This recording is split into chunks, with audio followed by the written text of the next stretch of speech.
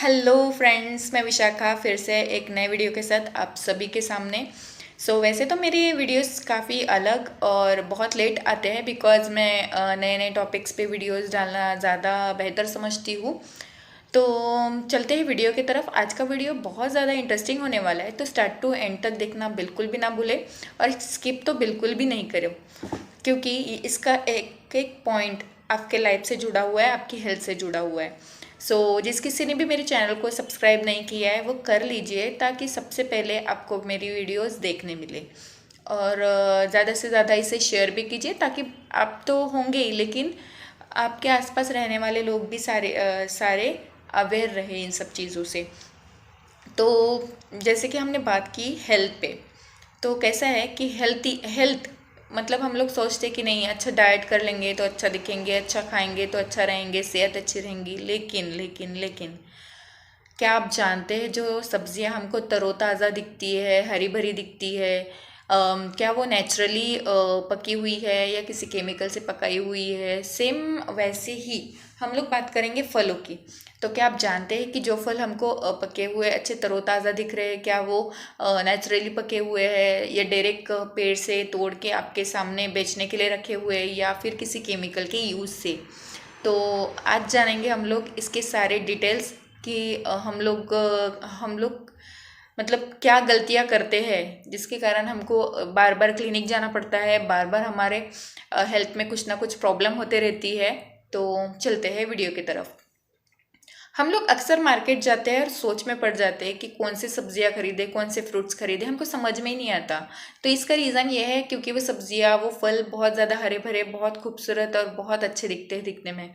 इसलिए हम लोग कंफ्यूज हो जाते हैं कि कौन सी सब्जियां, कौन से फल खरीदे और कौन से नहीं। तो गाइज, सबसे पहले मैं आप लोगों को बता दूं कि ये फल, ये सब्जियां जो है, ये दिखने में जितनी भी हरी भरी और जितनी भी अच्छी रहे, लेकिन ये अच्छी नहीं होती है। ये सारे के सारे ही कच्चे होते हैं फल स्पेशली। और रही बात सब्जियों की, तो सेम एज इट इज़ सब्जियों का भी वही है। सब्जियों को और फलों को ताज़ा रखने के लिए, तरोताज़ा रखने के लिए, क्योंकि वो दिन भर बाहर रहती है, उसमें धूप का इफेक्ट ना हो, वो सूखे नहीं, फ्रेश दिखे, लॉन्ग लास्टिंग रहे। इसके लिए इस पे केमिकल का छिड़काव किया जाता है। आपने देखा होगा अक्सर कि हमको सब्जियों के स्टॉल पे बकेट्स देखने मिलती है, या कोई सब्जी वाला सब्जियों पे या फ्रूट्स पे से पानी छिड़कते हुए दिखता है। तो वो क्यों? हम लोग हर बार सोचते होंगे कि ये धूप है, तो धूप के कारण फलों पे या सब्जियों पे पानी का छिड़काव किया जा रहा है, लेकिन गाइस ऐसा बिल्कुल भी नहीं है। तो ये जो पानी वो लोग छिड़कते हैं, तो इस पानी में केमिकल मिक्स किया जाता है, कार्बाइड नाम का। तो ये कार्बाइड जो है, उसका छिड़काव करने से सब्जियां हरी भरी और तरोताज़ा आपको दिखती है। और सेम एज इट इज़ फलों को भी इस पानी में डुबाया जाता है केमिकल वाले।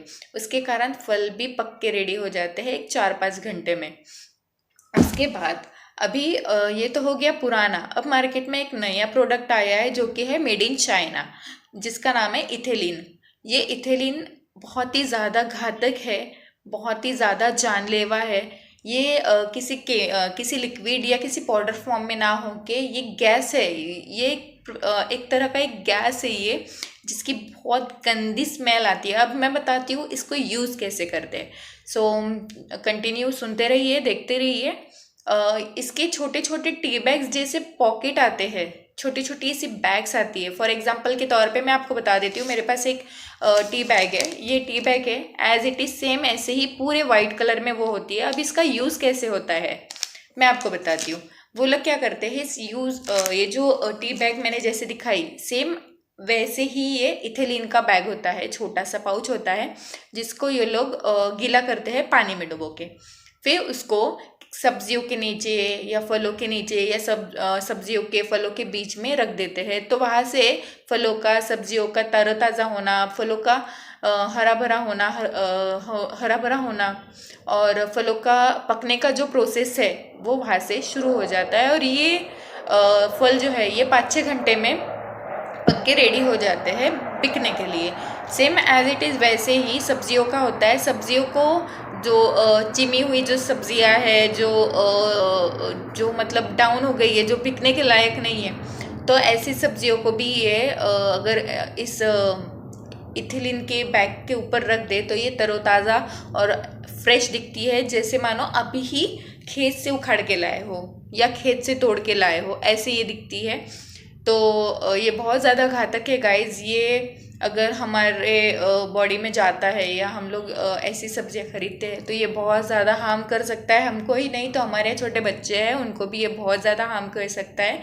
और यही नहीं, हमारे मार्केट में ऐसे कईयों प्रोडक्ट आए हुए हैं जो फलों पे, सब्जियों के लिए, specially fruit market, vegetable market में यूज़ की जाती है। तो ऐसी चीज़ों से गाइस बचिए। और हो सके तो जब भी आप सब्ज़ी खरीदने जाते हो तो सबसे पहले तो ध्यान यही चीज़ रखिए कि जो ऑर्गेनिक तरीके से जो पके हुए फ्रूट्स है वो खरीदने की कोशिश कीजिए। ऑर्गेनिक तरीके से जो सब्जियां बेचने के लिए आई है, ऑर्गेनिक तरीके से जो उगी हुई सब्जी है, तो वैसी सब्जियां खाइए, वैसी सब्जियां परचेस कीजिए। और सारी चीज़ें पूछ के देख के फिर खरीदें।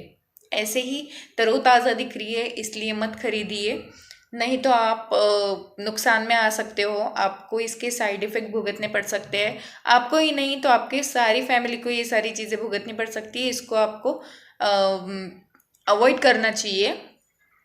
तो और एक चीज़ आप सभी के लिए कि आप जब भी मार्केट जाओ, सब्जियां खरीदो, फल खरीदो, कुछ भी खरीदो, लेकिन आप जब घर पे आते हो तो सबसे पहले किसी भी छोटे बच्चों के हाथ में या बड़ों के हाथ में होती है आदत, तो सब्जियां कच्ची कोई कोई खा लेता है, कोई के फ्रूट्स खा लेते हैं बच्चे, तो ऐसा ना हो। सबसे पहले उसको हल्दी और नमक के पानी में धो ले अच्छे से, और उसके बाद फिर से एक बार सादे पानी से वॉश कर ले, चाहे वो सब्जियां रहे चाहे वो फ्रूट्स रहे, और उसके बाद ही छोटे बच्चों को खाने के लिए दे। अदरवाइज इसके साइड इफ़ेक्ट हो सकते हैं, इसके कारण आपकी जान भी जा सकती है। तो बी अवेयर।